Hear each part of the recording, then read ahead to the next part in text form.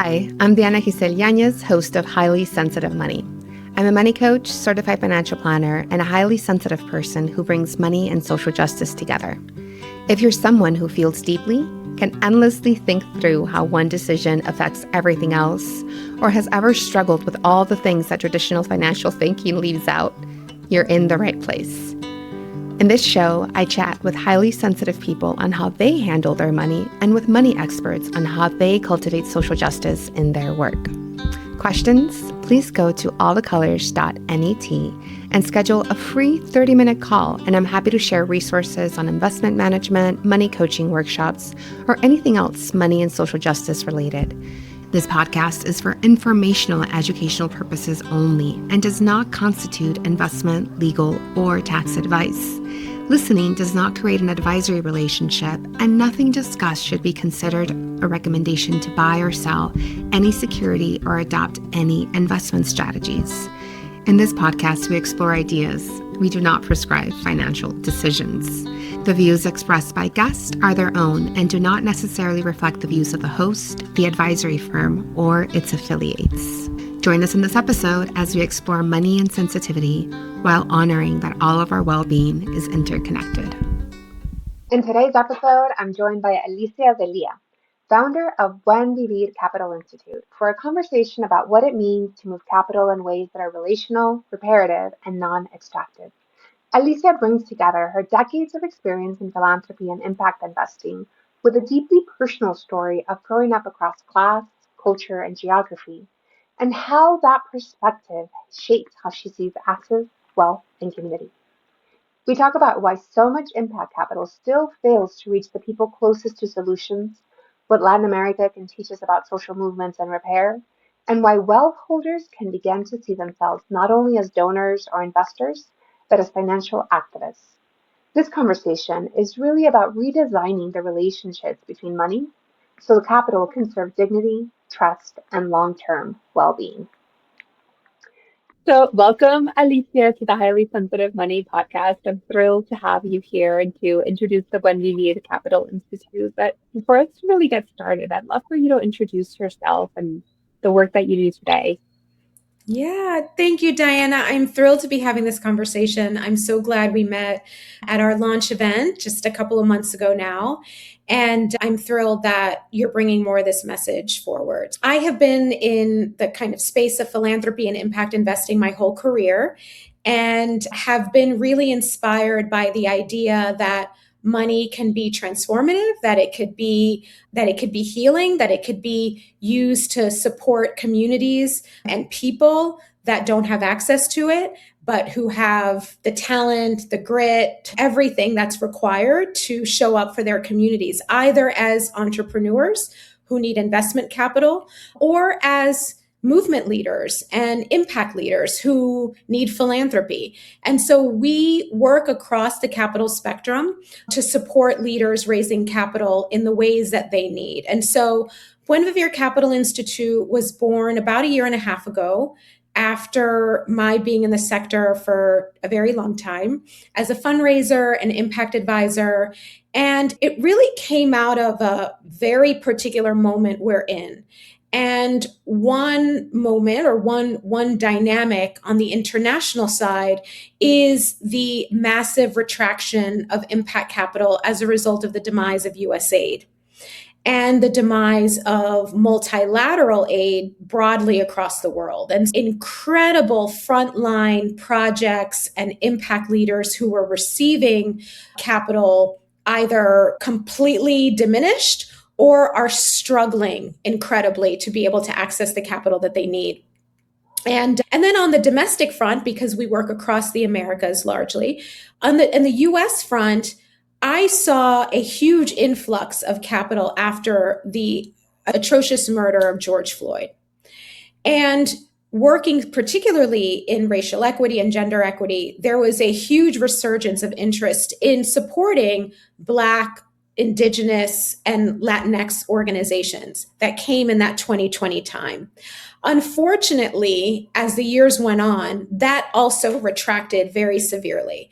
And a lot of the money that was going to these visionary leaders was no longer present. So this created for me, as someone who lives in Latin America, but also spends a lot of time in the States, originally from the United States, has family in Africa, very much a global sensibility. There felt like an important moment to scale what I had been doing, which I had a very successful consulting firm for many years, supporting people as they raised capital, supporting impact investors as they placed capital, philanthropists as they placed capital. But as every consultant knows, there's only one you, and you could only take on so many projects and clients at a time. And what I saw was necessary was a platform, a community of both practitioners and funders grounded in a very principled way of allocating capital. The principles was going to be the glue, not so much geography, not so much the kinds of capital. I've raised investment capital in the tens of millions, and I've helped raise $5,000 for a grassroots organization. There's lots of similarities with raising capital, but the thing that I wanted to hold it all together was the principle behind it. And it is that we need more non-extractive capital flowing to more diverse leaders who are at the front lines of the solutions. And we need capital that is long-term, that is flexible, that takes people and planet first, and that really looks to be in service. And we need people deploying that capital to also share those values. And what I found was that more mainstream philanthropists or impact investors, it's not that they don't want to. It's that some of the tools and mechanisms and a home for these philosophies don't exist on the global level. They exist in some pockets of the world. They exist in the US. There's been a lot of activation around non-extractive capital flows. And in Latin America in particular, they exist in social movements that have always been able to do what they needed to do on shoestring budgets, et cetera. But this intersection of wealth holders viewing themselves as financial activists, as people who bring their wealth as a transformative tool, whereas practitioners bring their brilliance and bring their trust in the community and from the community and their sensibility about how to solve a problem. I wanted to build a table where they sat together as peers without the hierarchies, and that they had a common North Star. And so that's what the Buen Vivir Capital Institute set out to do, and to be an institute for best practices and training and capital flows that allowed for people to get the capital that they need, and for the next generation of social enterprises to go into a home and get everything they need to be able to be effective. For people who may be listening who are not familiar with what impact investing is, to the degree that you're talking about, I wanted to summarize that you've been working in the field, helping fundraise, helping people bring about impact investing for many years. And at some point, there were two things that I'm seeing, right? We saw so much money coming towards racial equity after George Floyd, and then we're seeing that diminish. And then in the last year, so it's amazing that Buen Vivir started right before USA pulled the plug on so many things. So you were setting the groundwork for an emergency that was about to happen. Right. So that's really prescient on your end. And now that you're focusing on the Americas, but I also remember from your story that you have a foothold in Africa. Yeah. One of the things that I've been experiencing as I learn more about impact investing in Latin America is how much work still needs to be done for wealth holders.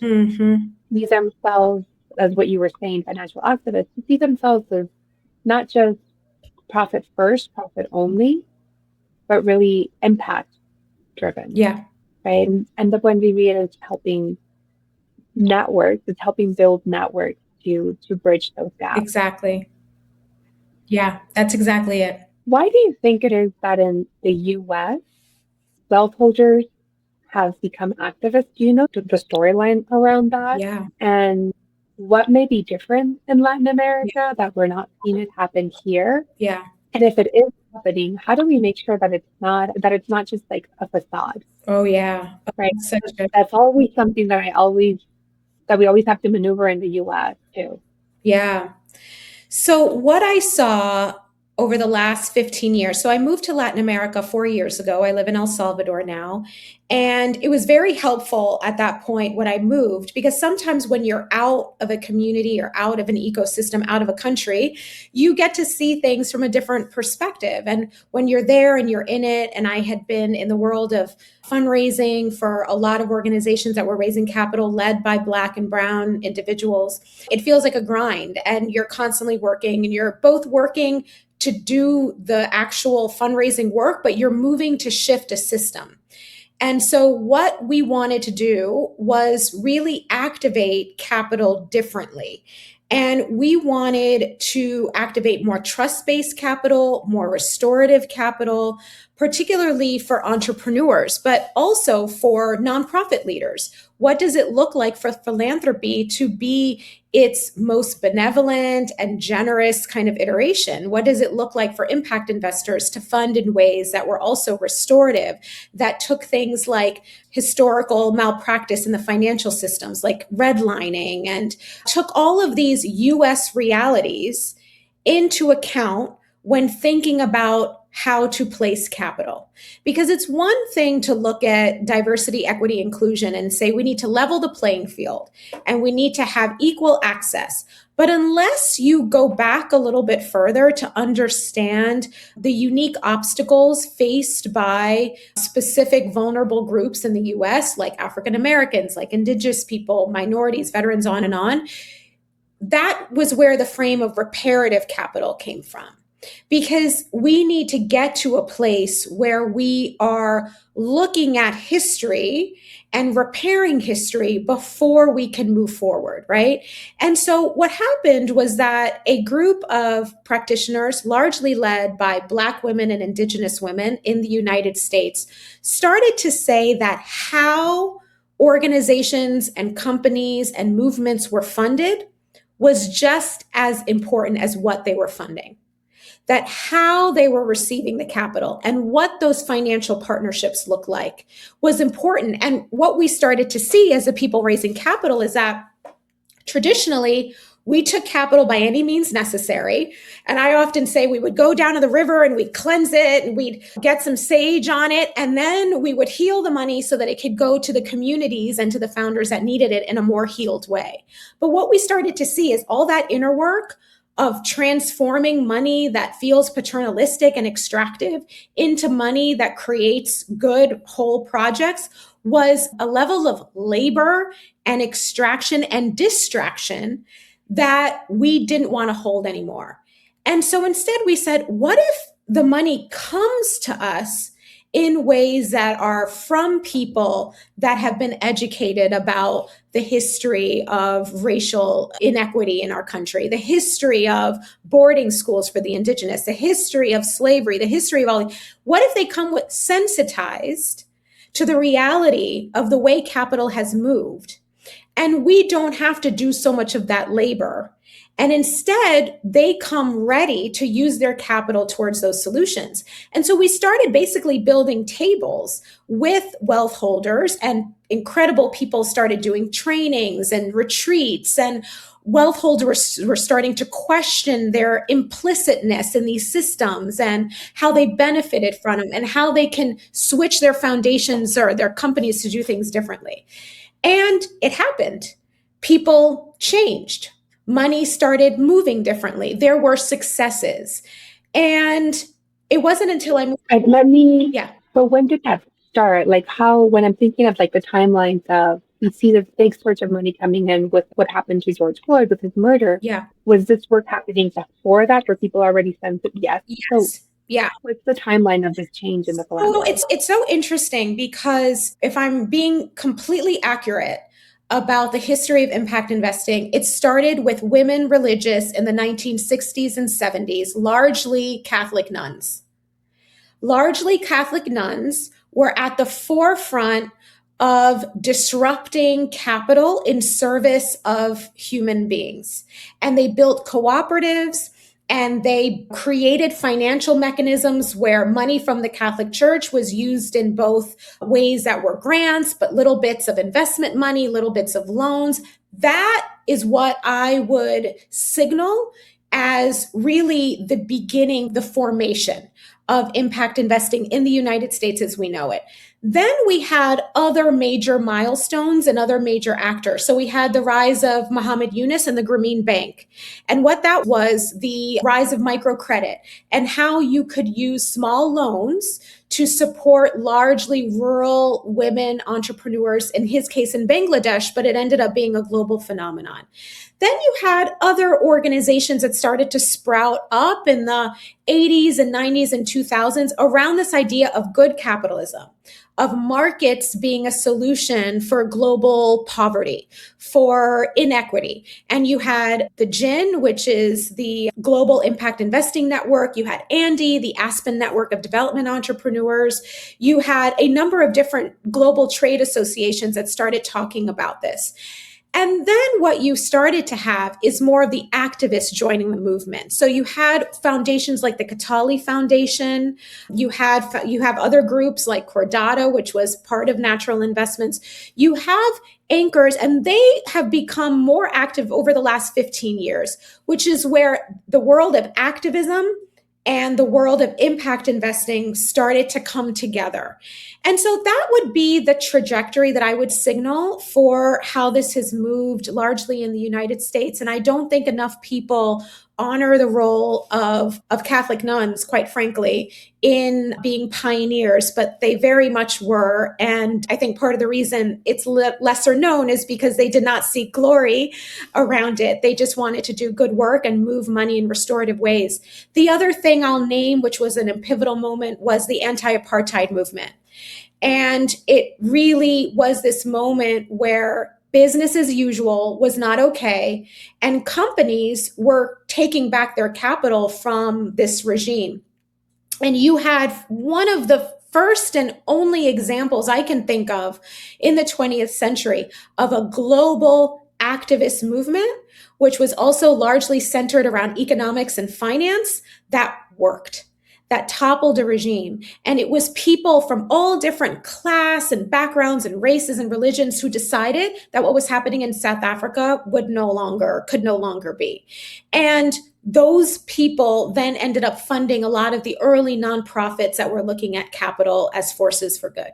So thank you for bringing in this context, because it really sets the stage for like where you're seeing the gap that Buen Vivir Capital Institute is set to fill, right? You've been in this field for your entire career. And I remember at the Buen Vivir, at the inauguration you had here in Mexico City, you called out Catholic nuns. Yeah. And it made me so curious to hear. And it's part of when you were speaking earlier about reparative finance, remembering that we're not the first ones doing this, but there's always like a long trail of ancestors, of people behind us, can really help us both feel buoyed when there's so much work to do, and how are we going to finish it? Like, it's not just for me to do. I'm continuing in a long line of people, and there's more people who are going to come ahead.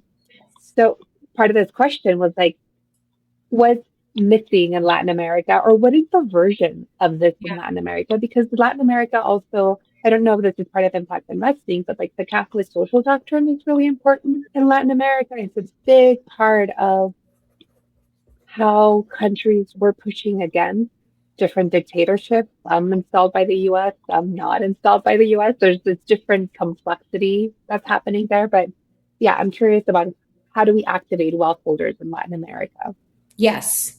So what you said is very important. I'm going to highlight it, that social movements in Latin America are some of the strongest in the world, have been historically, and have been foundational and inspirational for social movements globally. We have some of the strongest social movements anywhere in the world. And a lot of it was anchored by the Catholic Church, and a lot of it was anchored by community grassroots organizations. A lot of it is anchored by indigenous individuals. So we have a very rich history in Latin America around social movements.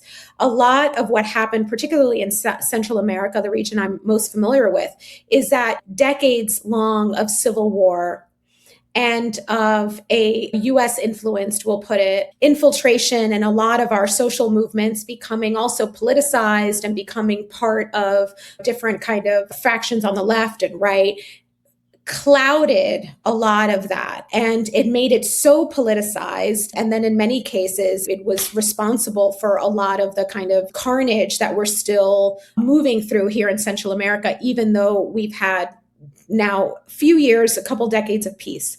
So let's start there. The second thing I want to say is that wealth holders in different parts of the world are very different.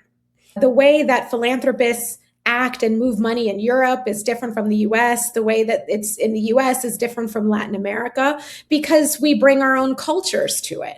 And so one of the distinguishing factors of some of the success we saw in the United States is around, particularly in this restorative, reparative conversation, is around wealth holders really seeing themselves as activists.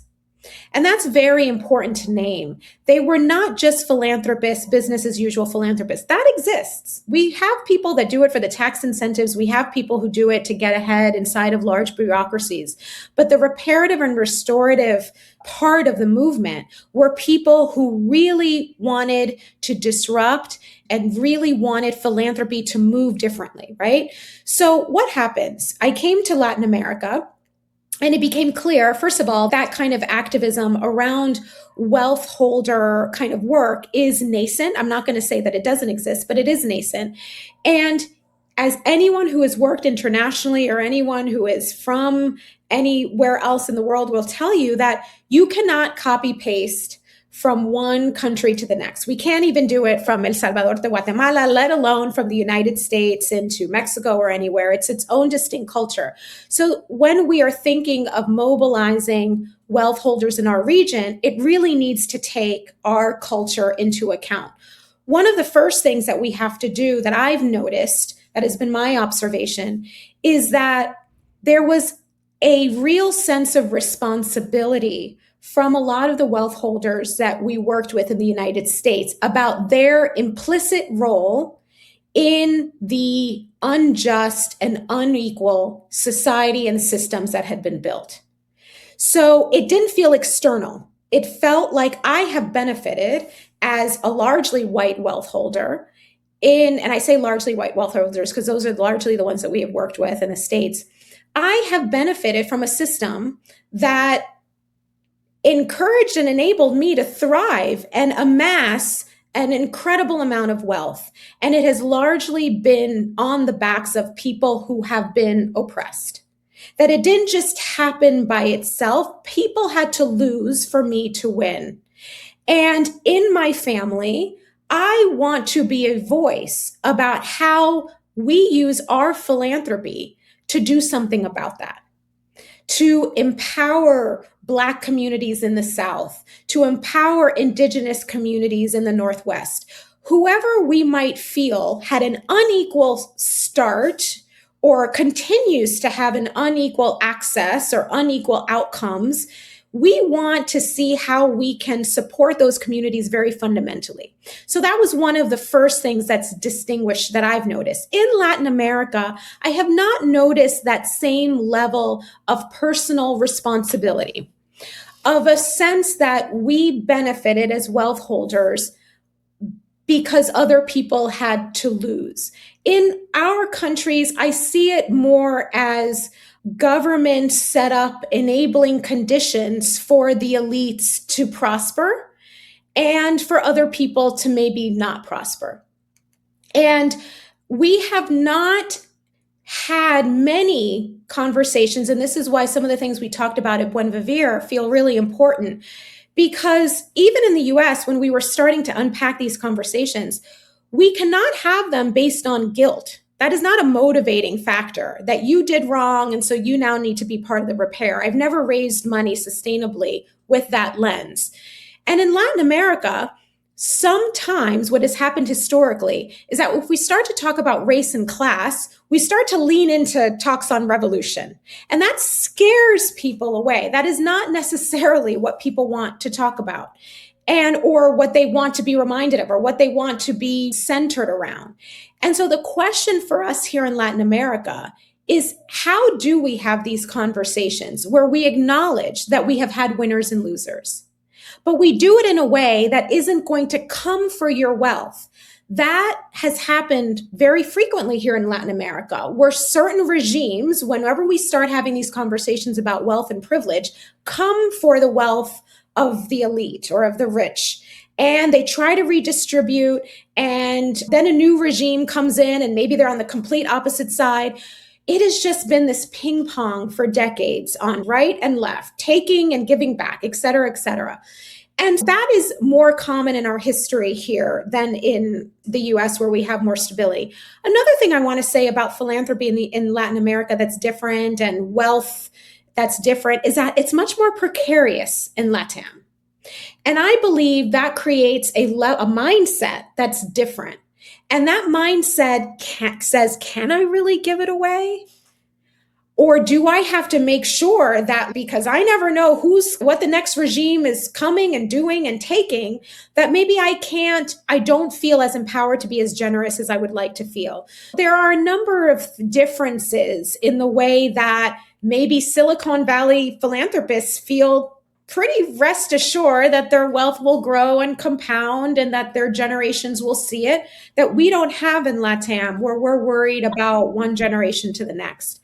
And then the last thing I'll say about differences is that philanthropy is much more generally anchored on education and church and more social service oriented than real systems change. That is not really what a lot of kind of traditional philanthropy has looked at. And again, the conversations on race and class do not often come into the equation around philanthropy.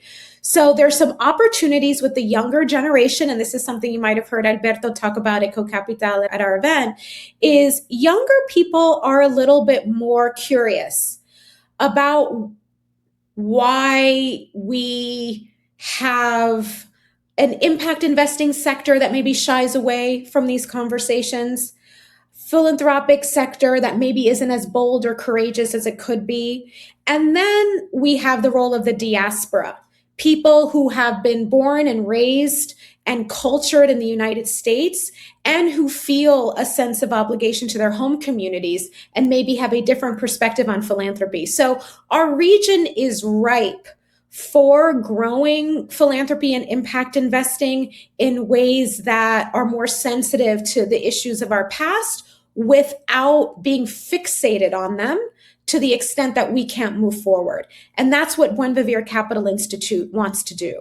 We want to say we can't ignore the past, but we also can't be stuck in the past. What does it look like to provide capital to brilliant people who don't have access to it, while also saying that there's a reason they don't have access to it? And we need to talk about why they're not in the rooms where capital is flowing. And Buen Vivir wanted to be those bridges for conversations and for access. And I saw that happen. I remember there was a couple of different attendees. There was one in particular who said at the beginning, she shows up and she's, I have this nonprofit that I've helped fund, that I've helped raise. It's always been me who's been doing it. And at the end, less than 24 hours later, she was sharing that it was so shocking for her to hear about people wanting to give without wanting to manipulate, right? Without strings attached, without these expectations of how the money should be used or how it should be reported back to them. That it was her concept of money and of people with money, right? And this is just such a short instance of, which is such a short interaction for her to be having this experience. But at Buen Vivir, you brought three main players. You brought the capital allocators like myself. I never thought of myself that way. I'm an investment manager who helps people decide where to put their money. You brought the actual service providers, right? Like the person I just mentioned, but you also brought network weavers. Yeah. And I'm curious if we can bring network weavers into the conversation. Why are they an important component for the Buen Vivir Capital Institute? Yes. So as one myself and as Buen Vivir Capital Institute being one, we have to have the infrastructure that supports the whole. And because when you're working with practitioners and when you're working with wealth holders and foundations and investors, they are looking out for themselves and their communities. They have major problems that they're on the front lines of solving or capitalizing, right? On depending on which end we're talking about. So what I noticed after so many years of working with them was there is so much brilliance inside of each one of those organizations, but rarely do they have the time and bandwidth or place to come up for air and share those insights. So it felt like when we think of infrastructure and ecosystem, sometimes I'm like, we have to find different words because so much of this feels at times academic, but we're really just talking about the places. We're talking about the organizations that house the insights, the capital, the relationships in service of everybody. Not just in service of one group doing one thing, but in service of many groups doing many things. There needs to be a place that has an unbiased, that their whole mission, and this is something we say at Buen Vivir, our mission is your mission, right? We exist to make you stronger, both on the foundations and philanthropy and investor side and on the practitioner side. And so we love all the children, we love you equally, and we're here to make sure that you thrive. And that is one aspect of why it's important. Another aspect is that, again, we have decades of experimentation and success and best practices that are usually housed in people's heads or in grant reports that people don't read.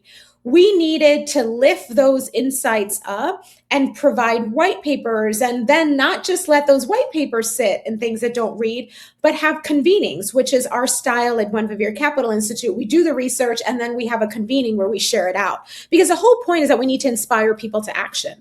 And you do that by not just writing a paper, but by then communicating out the lessons learned from those insights. So that what is happening in Mozambique, maybe there's agricultural innovations that are taking place there, can be rooted in El Salvador. And what's happening in El Salvador can have influence in something in a small indigenous town in Idaho or whatever it is. And so there needed to be a place for that to take shape. And then the third thing I'll say is the reason why we focus on ecosystem builders and networks is that they often don't have a home or a community.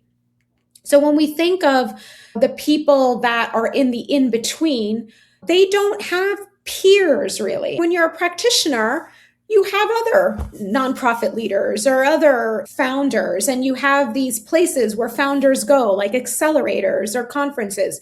When you are an ecosystem practitioner, first of all, it's usually, wait, what? What do you do? Let alone, and I really was so happy at our event to see so many ecosystem practitioners who are like, I'm a weaver, I'm a networker, I'm a connector, I create spaces, and there's so much value in that. It's the most underfunded, unfortunately. And there was this great quote I got from a research I did once where it was like, everybody wants to drive on the toll road, but we don't want to pay the toll or build it or build a road.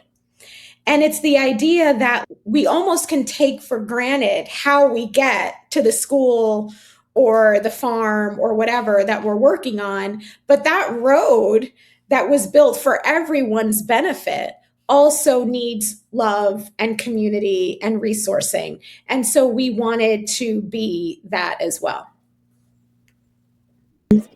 One of the ideas that came to me was like when you think of the Silicon Valley, right?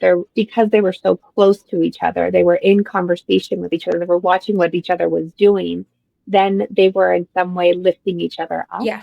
And I'm hearing that the Buen Vivir is helping make that possible. And I love that the convenings are in person, because that's also like at the end of the day, even though we have so much access to doing things online and virtually, our brains are still so much more set up to the in-person work. And I really enjoyed this convening. I'm excited to hear when you have future ones. And as we're starting to transition towards the end of our conversation, I'm curious about the financial background of your childhood and how that impacts the work that you do today for the vision that led to the creation of the Buen Vivir Capital Institute. Yeah. It's interesting because I don't know anyone who grew up and was like, Mommy, I want to be a fundraiser one day. You just go into this work where you spend every day, all day asking for money and money to do a social good, right? And then you're just, yeah, how did I get here? And how did I get these skills? And what makes me comfortable and what makes me successful? And having spent the first 15 years of my career raising money for other people and telling other people's stories, as I was starting to transition into building the Buen Vivir Capital Institute, I started to reflect on my own. For the first time, I've known my story, obviously, but I had never connected so many dots the way I did in those early years of what I wanted to bring forth and why. And it was through that uncovering that I started to feel more comfortable sharing aspects of my story, even asking more questions from my family and getting to know, oh, this is probably why I do this, probably why I'm very comfortable doing it. And I would even say I love doing it. It comes from how I grew up. My mother came to the United States from El Salvador when she was 18 years old. And she was leaving behind a very kind of precarious financial situation here in El Salvador and doing the classic immigrant desire for a better life and a way to have a prosperous, safe future for herself and her future children, should that have come, right? And so she went to the United States and she became a nanny.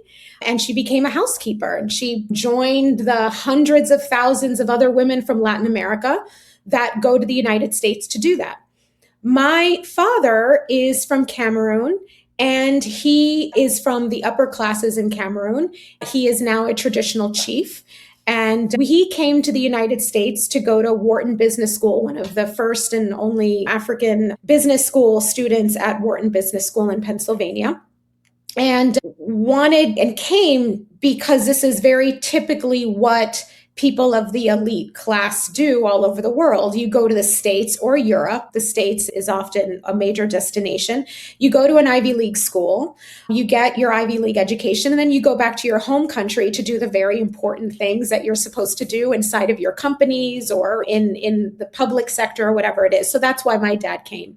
And they met in Washington, D.C., and that is where I was born and came into be. My father always knew that he needed to go back to Cameroon, and he did. And I have a wonderful stepmother and stepsisters. My mother stayed in the United States and she raised me. So my childhood was one of something I call multi-class, which we often hear about people being biracial. One parents from here, and we also hear about people coming up in class. We started with humble beginnings, but then my parents we rarely hear about a person existing in two classes at once, but that's essentially what would happen. So my father paid for me to go to very good elite prep schools in Washington, D.C., and he supported my mother with rent and other things. But aside from that, my mother was we were very working class Salvadorian immigrants in the Mount Pleasant section of Washington, D.C. And our community was very much paycheck to paycheck. We were very much paycheck to paycheck. There were times where we did not have enough money for my mom to send me on a field trip. I remember not understanding why we didn't have the $15. She just didn't have it at the end of a pay period. And then my father would come into town and I'd stay with him for a couple of weeks at the Mayflower. And I remember having dinner once with Bill Clinton and Chelsea Clinton and dignitaries. And that would be my life. Or he'd be doing a teaching residence in Cambridge and I would go with him. And then I'd go back to the barrio. And I didn't think much of it until later, I realized a couple of things. One, that I was very comfortable on both ends of the socioeconomic spectrum. And that made it easier for me to tell stories and to have deep empathy for wealth holders and philanthropists and investors, not seeing them as bad or extractive or problematic, seeing them as people who happen to have a privilege, and in this case, wanting to do something about it, which is why they were in the philanthropy sector. And I also very much identified with people who needed support and needed help, and for whom communities of people mattered in helping them become what they needed to be and have access to what they needed to have. And so that was a very important frame for me and continues to be one. And I think the other thing that when I reflect on some of the success that I've had is that I also don't covet or feel uncomfortable around wealth or wealth holders. In the schools that I went to, being in the same grade with all of the kind of elite diplomats' kids, you realize that they have a lot of problems too. They are not immune from alcoholic parents, from feelings of abandonment, from abuse, from fear, from isolation. And so, if anything, there were moments where I would spend so much time in these houses that were unhappy that I couldn't wait to get back to Mount Pleasant, to my mom and my brother, and the overabundance of love we had in a very humble household. And so I never felt that one was inherently better than the other. I just felt that the access and the privilege that you have when you're a wealth holder opens so many doors and makes so many things easier. And it makes you more likely to feel like you're going to fulfill your dreams, right? And also, going from El Salvador to Cameroon to the US, because my parents also insisted that I get to know every country very well. So every summer I would go to Cameroon, El Salvador. And I also did not see radical differences in the way that Salvadorians were, the way that Cameroonians were. People wanted their children to thrive. They wanted safety. They wanted clean communities. And there just felt like this world is so small kind of reality, and that the only real difference, and in DC, which in the 80s was also maybe a little version of its own third world, its own developing economy, if you will. We had a very loving mayor in Marion Barry, though. And it just became that access was the distinguishing factor, not talent, not intelligence, not grit. And that if I could be a bridge to access, if I could help connect the haves to the have-nots, and not just do it in a transactional way, but have each one of them see their humanity in the way that I saw it, then this could really be meaningful. Yes. I hear the term palanca in Mexico, right? Who do you know that can help make something easier, the access? And then also this last point of seeing each other's true humanity. Because it's so easy to other the other person, right? If you have a lot of wealth and the other person, either they're unlucky and they're your burden and you've got to put on your white saviorism, or they didn't work hard enough, right? There's these really black or white thinkings that can come up. Now let's go into what do you see going forward for Buen Vivir? I'd be happy to talk now about the future of Buen Vivir Capital Institute and how it coincides with the future of the sector. So one of the privileges that I have now living in El Salvador is that I'm able to do a couple of different things. One is be very place-based in an ecosystem that doesn't really exist.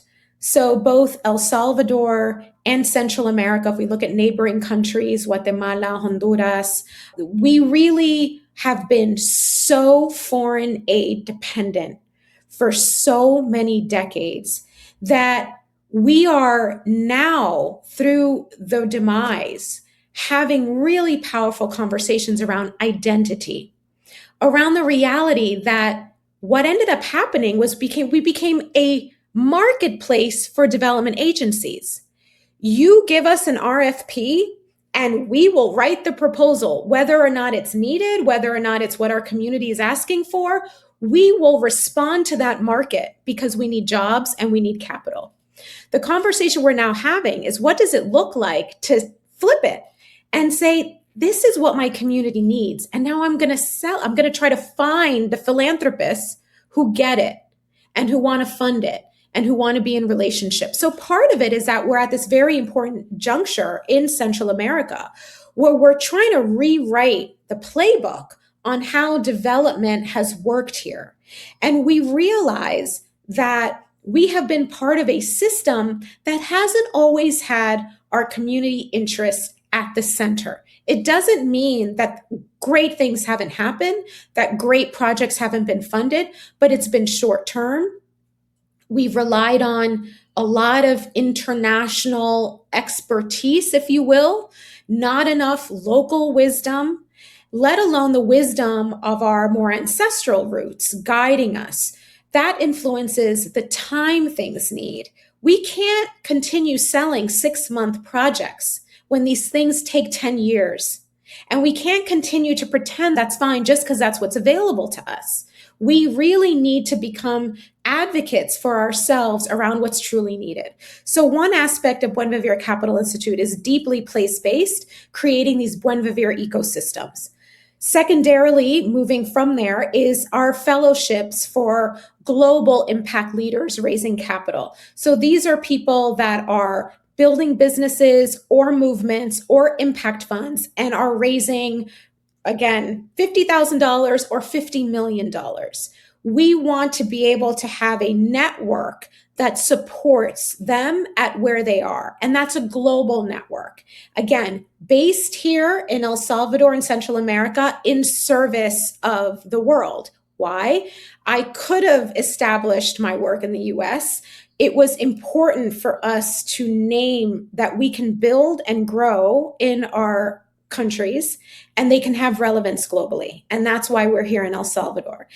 And so basically a global group of practitioners doing incredible things in every corner of the world, being able to be bound by these values. And then also we want to have delegations of investors and funders who also want to fund in Buen Vivir. Maybe they're doing their grants and they want to understand how to weave in more trust-based restorative principles. Maybe they're more curious about what the opportunities here are in our region. And maybe they just want to be part of a more restorative future. We provide trainings and delegations that enable them to get what they need from this home that we're building. So those are the kind of areas of work that we're building and that we're building community around as well. So again, you're as the network weavers, you're helping bring in the people, the practitioners. And also I love what you named about like, we think that, well, because we're asked to fund it in 6 months, we think it can be done. But a lot of the time, sometimes this work is like generational. Exactly. Right. And repair requires that patience. Exactly. That long view. Yeah. So I add something because that's speaking mostly to philanthropy when I say that. So those short-term projects and the way that philanthropy moves, we also need investments. And we also need investors who want to be real partners with social impact companies in our region. So this is aside from philanthropy. These are now angel investors, institutional investors who want to fund women-founded businesses, indigenous-founded businesses, who believe that these businesses are anchors for jobs and growth, as they are.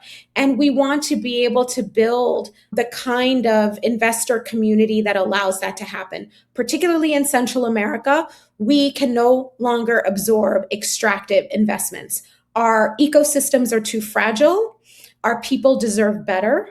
So what we need are investors who come in fully ready to provide dignified investments through our communities and through our brilliant founders that exist. So I would say that's another very important element of the kind of impact capital that we hope to bring to the region. Reparative, patient, understanding, and connecting, right? Also saying and that's one of the things that as I was at Buen Vivir and I met angel investors and venture capitalists, there's this part of me that I come from the very traditional finance world that I was like, oh, what are they doing here? But these were very different venture capitalists and angel investors. They were much more helpful and really just like, actually a lot of what venture capitalists say that they do, these people were actually doing, right? Really creating, giving the training, giving the skills, giving the connections. Yes. So Alicia, thank you so much for what you're building. Thank you for sharing your story. and for inviting us into the Buen Vivir Capital Institute. Thank you, Diana. Thank you for sharing these stories. It's so needed. And I look forward to all that's to come to build this out in our region with people like you telling these stories. Today, Alicia reminded us that access is often the difference. Not talent, not intelligence, not grit. I appreciate the way she holds complexity. Wealth without demonizing wealth holders, communities without romanticizing scarcity, and repair without turning it into guilt. This is key as we reimagine money and power to create a future where we all have what we need. It was such a pleasure having Alicia DeLia join us today and share the vision behind Buen Vivir Capital Institute. Getting to attend one of these sessions in person here in Mexico City was both invigorating and eye-opening. I love seeing how much financial activism has already taken root here in Latin America and the distinct flavor that we bring to it. Thank you for joining me on Highly Sensitive Money. I'm Diana, and I hope this episode helped you see how money and sensitivity can work together while honoring our interconnected well-being. We have the power to create a system where everyone's needs are met. If you found value in today's conversation, please take a moment to leave a review and share this episode with someone who could benefit. Your support helps this message reach more people navigating their own financial journey. A thank you goes to Mikey Kuehl for the music and Juan Antonio Nunez for producing. For more resources on bringing money and social justice together, sign up for my monthly newsletter over at allthecolors.net.